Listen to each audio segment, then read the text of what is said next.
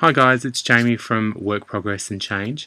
I'm doing a solo video today. I thought it'd be a good idea to elaborate a little bit on an earlier video that Karen and I done with our introductions and how we introduced ourselves and gave you a little bit about our past stories and where we come from. So we thought it'd be a really good idea if we did our own individual videos and just elaborated a little bit further and give you a bit more information about our past and where we've come from and what's led us to this point, because it really is all about the journey. The message that we're trying to bring across with Work Progress and Change, as you might have picked up in previous videos, but it's about the in-between journey is what we're basically trying to capture, because you see a lot of information on blogs and websites and a lot of fitness information out there, which is fantastic and useful, but you see a lot of the before and the after, and no one kind of really elaborates on the in-between or the journey or you know what works and hasn't worked and all the rest of it. So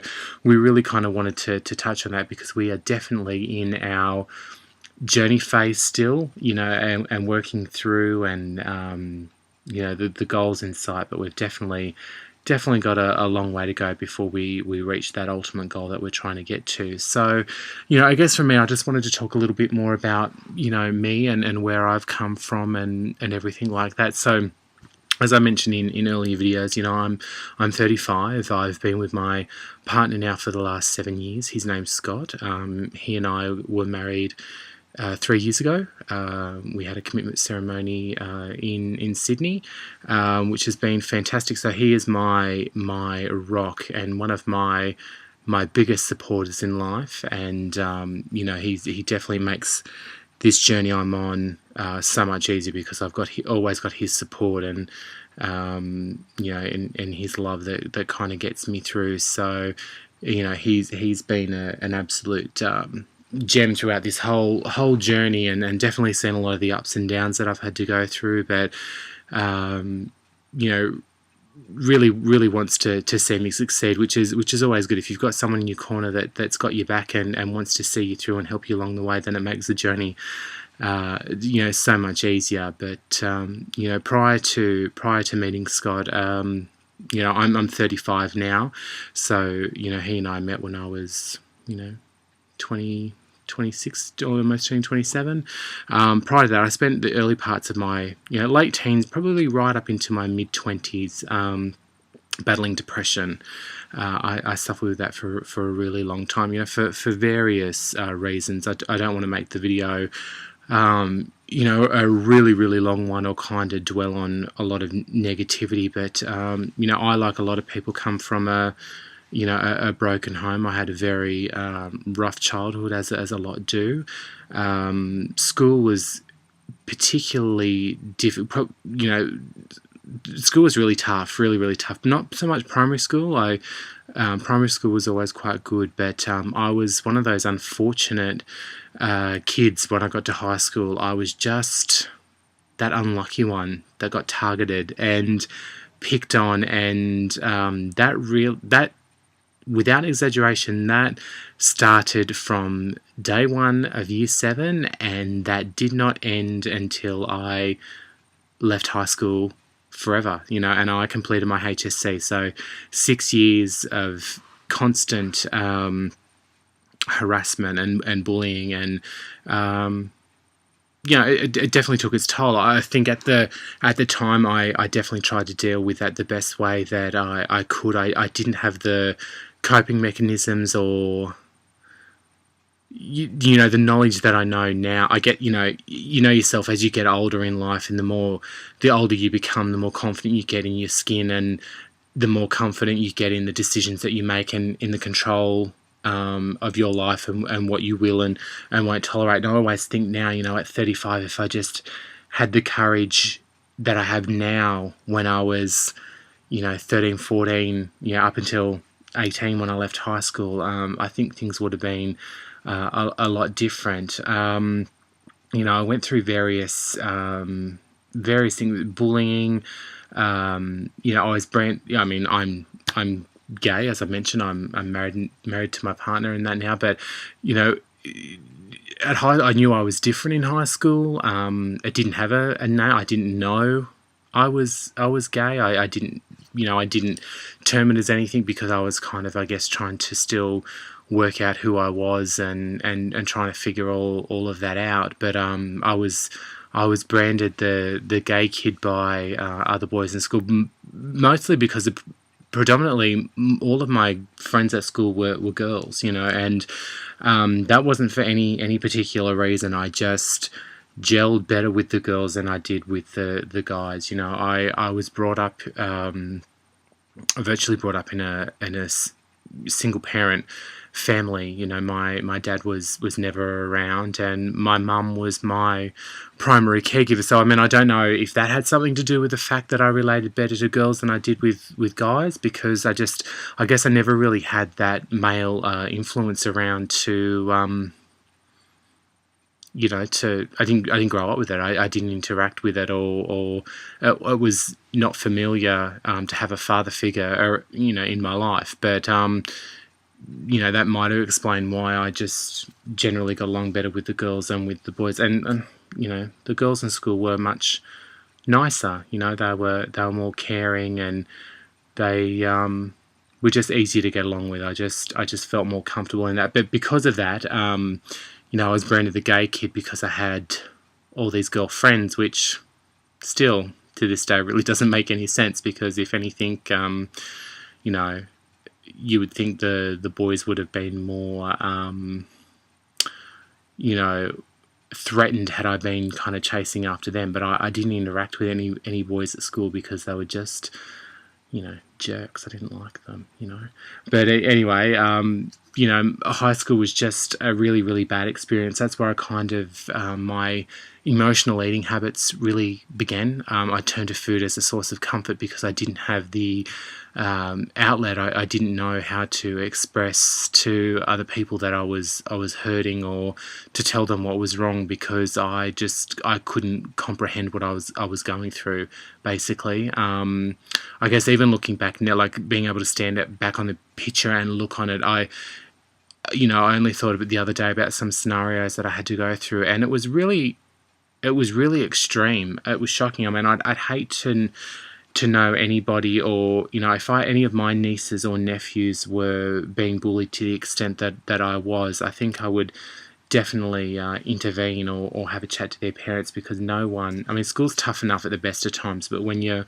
bullied and picked on every day, it really it makes it such a nightmare experience. And my mum, bless her, she was kind of dealing with all of her own issues and just trying to keep the family unit together. So she was doing everything as best she could to, keep the family, a strong family unit, and provide for a family and put a roof over her kid's head. But I think, she was so kind of busy doing that, she didn't kind of know how to deal with my issues or how to help me. She certainly helped me the best way that she could, and and I love her for that. But she, it's just she just didn't know how to help me the way that I needed to be helped, and that wasn't any fault of her own. I didn't know how to tell her how I needed help, or how she could help me. So for me, it was just eat food,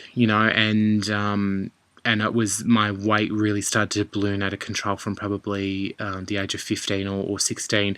And I remember, like, Mum would cook dinner meals of a night time, and she was a great little cook, and the meals were always beautiful, but I would always be excessive, and like she'd make just say it was savoury mince and vegetables and potato.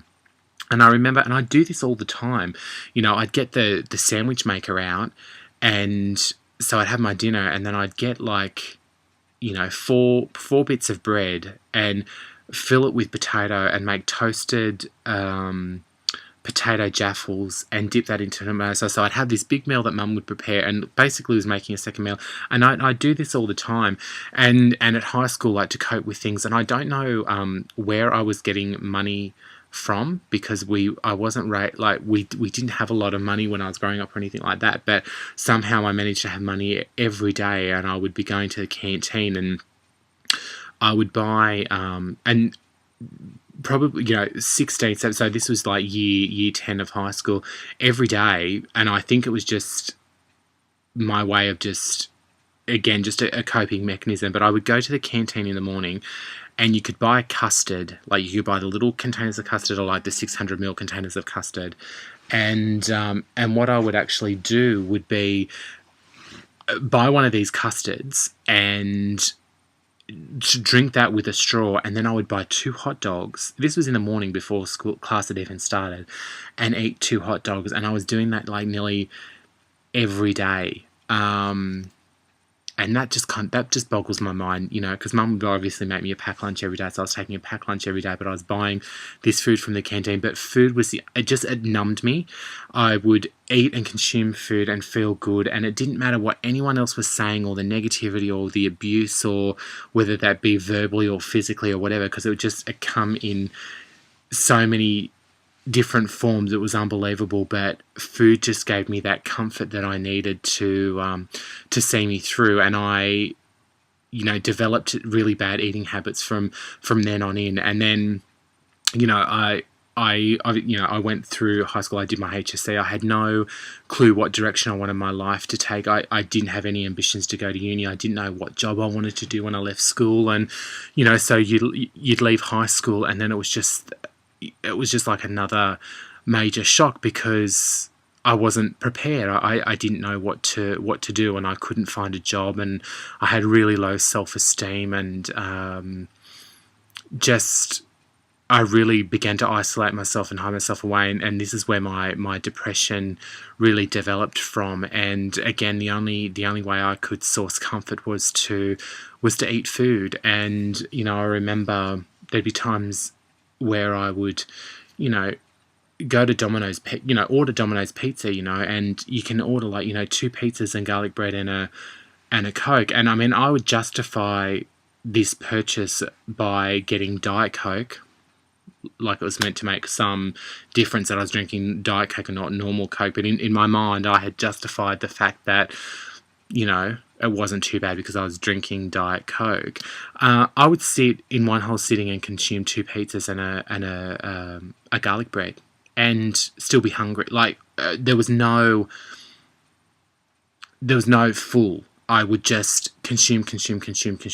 You know, Hungry Jack's was another one. You know, you could go to Hungry Jack's and order, you know, a family meal, like 2 Whoppers, 2 fries, 4 drinks, you know, and I would eat it all, and just feel, while I was eating it, it was like just this euphoria, you know. It was just like my drug of choice, just to numb my pain. You know, I didn't know how to deal with it. I didn't know what to do. And gradually, you know, the weight just piled on. I'm 6 foot tall, you know, my proportions are really well. So and not that I'm making an excuse for it by any means, but I carried my weight very, very well. Like when I kind of revealed to people when at my heaviest, you know, that I was 159 kilos, people couldn't believe it. You know, people used to say to me before I'd reveal that number, they'd be like, oh, you know, I wouldn't think you were any more than 110 kilos or 115 kilos or what have you. But I was very well in proportion and carried it very, very well. And I just added up to the deceit and the lies that I was choosing to live. In my mind, I'd be like, well, you know, I might be this heavy, but I don't look this heavy, and so it's okay. I got to a point where I was about 23, when the depression was really, really getting out of hand, and, you know, not knowing how to cope with anything, or you know, I felt I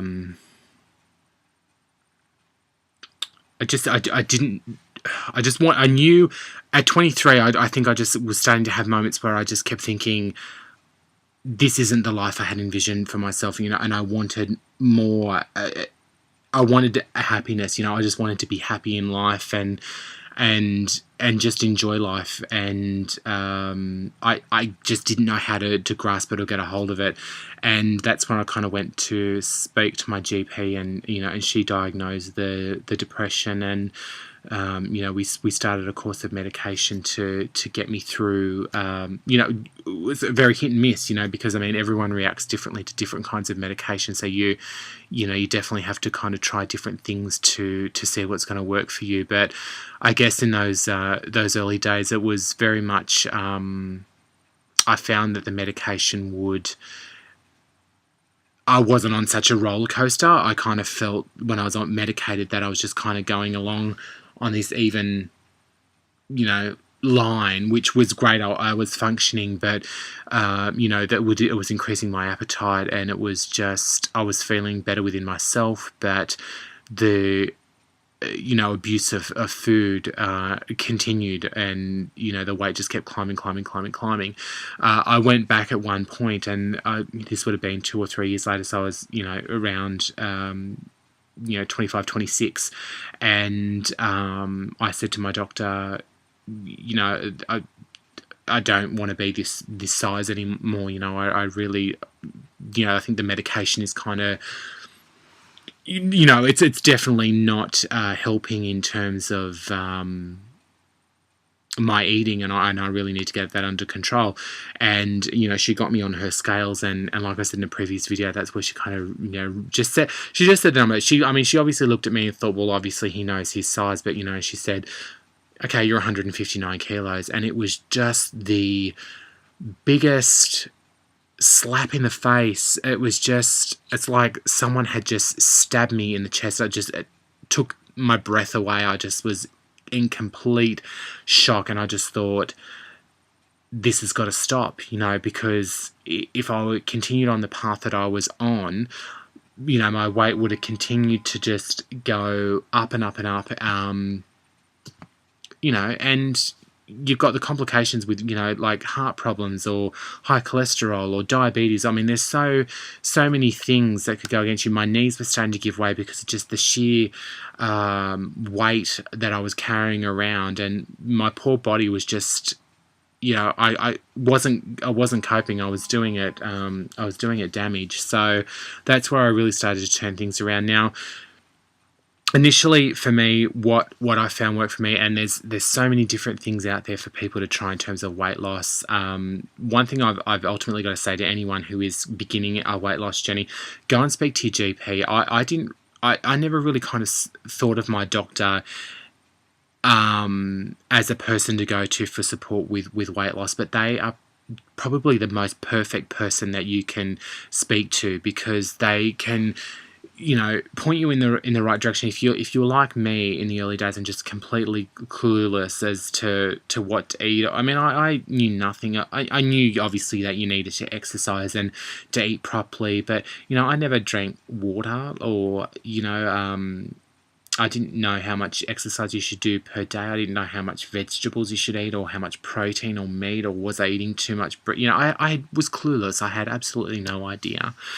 And my doctor initially suggested meal replacement shakes, because obviously you see results quickly, and I think when you're someone who was as big as what I was, any kind of weight loss, especially within the first couple of weeks, it really kind of drives you to keep wanting to lose the weight and to keep it off. And I saw some fantastic results. I was doing Tony Ferguson initially, and I've tried a few different ones. I've tried, the OptiSlim and Tony Ferguson, and the Slim range and everything like that, and they've all been absolutely fantastic. What I found, although one person's result is, not, you're never going to get two people who are going to have exactly the same results when it comes to any kind of weight loss, so you've got to, I guess the message I'm trying to say to people is, you've definitely got to try things and find the element that's going to work for you, because you've got some people who can do the weight loss shakes and have amazing results and keep it off, and just brilliant. I knew other people who didn't lose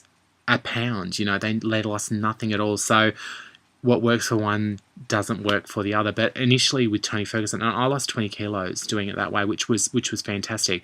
I never had a goal weight in mind, but I do remember losing that 20 kilos, and that was a big change. And my clothes, I was needing to buy new clothes, and I had a lot more energy, and feeling really, really good. And I remember kind of cutting back on the shakes, and I didn't go back to ridiculous eating, but I went to what I would consider normal eating.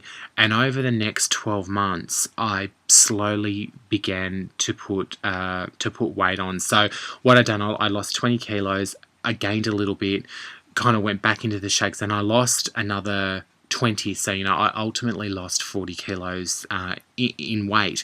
And then I was happy with that and went back just to healthy eating. I wasn't exercising or anything like that. And over 6 months, I gained 20 kilos very, very slowly. And I didn't know, as ridiculous as it sounds, I didn't notice the weight gain, and I got back on the scales and I was devastated and I was in tears because I'd come so far and I just felt like an absolute failure because I'd gained this weight back on. But that for me in itself was a moment where I recognised that any weight loss journey, it's not something that you can't lose any amount of weight extremely quickly and expect that it's just going to stay off. Some people who have got 5 or 10 kilos to lose or whatever, and it's great. If you're someone like me who's been really, really heavy, and the process is taken a really long time, you've got to approach it gradually and really think about the process, because it's not even, it's equally about the eating as what it is with the thoughts of about your exercise and the regime that you're going to follow and the workouts that you're going to do. It goes hand in hand. So that for me was a real blessing in disguise, because I kind of realized that I had to work on an eating plan, exercise, and that ended up going to the gym. Karen and I got a gym membership together, and we were going to the gym together, and that's basically how I turned things around into a more positive light, and really worked on the weight loss from all angles, because you can't just do one thing and then just think that that's going to solely work for you. So where I'm at now with it all is just I work out 6 days a week. I'm averaging anywhere from an hour to 3 hours a day, depends on the workouts that I'm doing. I'm eating 6 small meals a day. I'm drinking 2 to 3 litres of water a day.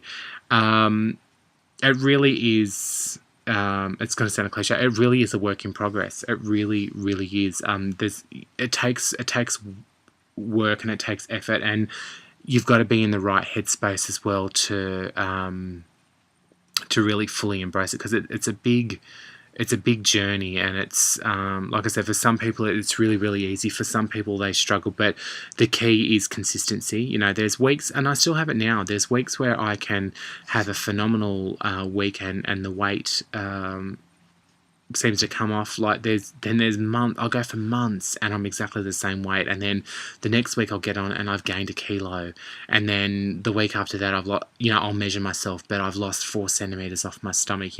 So it's up and down. You've got to trick your body, you've got to shake it up, you've got to change your routine, and the minute your body kind of the minute it kind of realizes what you're doing, it'll try to adapt, and then it'll be like, okay, I figured out this exercise and this eating, and I know this is the amount of calories I'm going to get, and I'm going to adapt. So, and then plateau. So then you got to shake it up again, and you got to find some way to trick your body into not realizing what you're doing, to kind of take you to the next level. So it's definitely.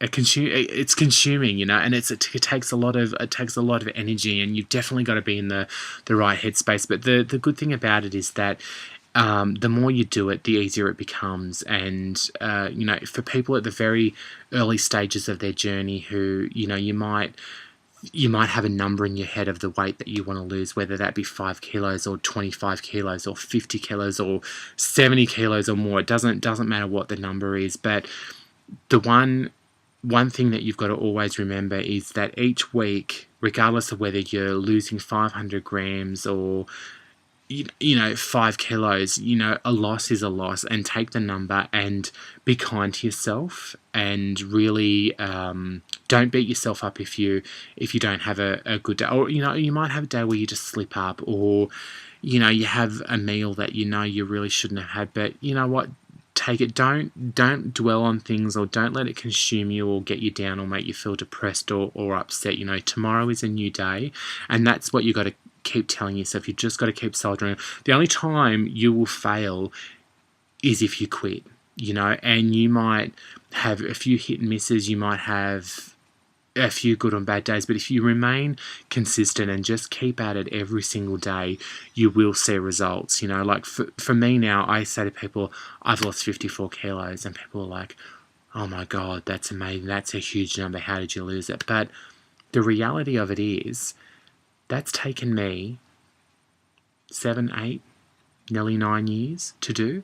It hasn't been a gradual process. It's been a hell of a lot of ups and downs. It's been a lot of failures, a lot of successes, a lot of trials and errors. But you know what? You need, for me personally, I'm not saying that everyone has to go through what I went through, and my hope is that by Karen and I creating this website and having this website, that we can make the journey just a little bit easier, or give advice, or just just share the experience that we've had, just to make it a little bit easier for someone else. Because if someone was doing what Karen and I are doing now, and I was at the early stages of my journey, I would it would have been fantastic. I really would have embraced it and thought, here's two people that I can relate to, who know what I'm going through, and who who are experiencing what I'm experiencing. But in other videos that we'll bring out, or things that we'll blog about, we'll mention the meal replacement shakes, because we've both done that.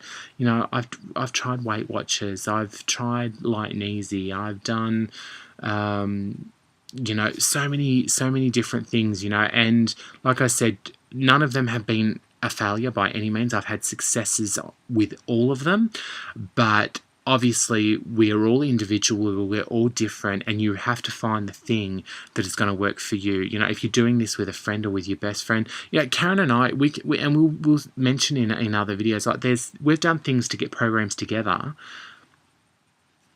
and nowhere had the same results as one another.